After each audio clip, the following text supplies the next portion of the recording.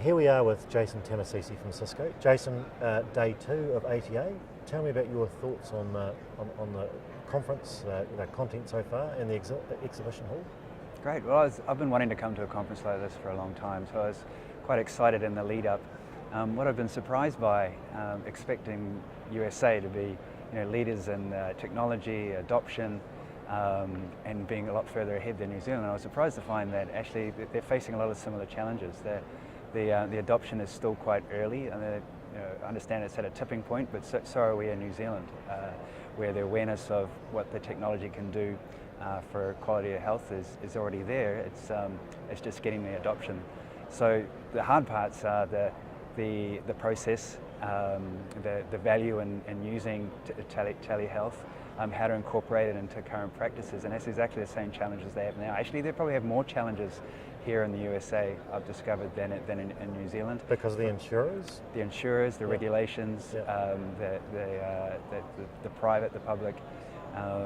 It's a challenge. I think we've got a better chance in New Zealand of working on that adoption. I mean, I would agree. The numbers that they're talking about of consults are huge, but they seem to cherry pick a lot of the time, as far as the types of cases as well. Bringing the technology together is an interesting part of the whole thing, because everyone's selling bits of things. Everyone's just selling a bit of this and a bit of that. Again, relating that back to the New Zealand situation, do you think that we're in a different situation because of less supplies, almost less confusion? I think proportionally we still have a lot of choices in New Zealand. That's causing a lot of frustration. Interoperability is a key thing for us in New Zealand. It's a key thing here as well. But an interesting thing I picked up in the last 2 days is that because it's so early and people are working on specific use cases, they can use islands of technology, and we know that that's not very sustainable in the long term. Interoperability has to be key, and whether it's addressed earlier on or later, I believe it needs to be addressed from the start. Otherwise, those growing pains are going to be experienced pretty quickly in the end anyway.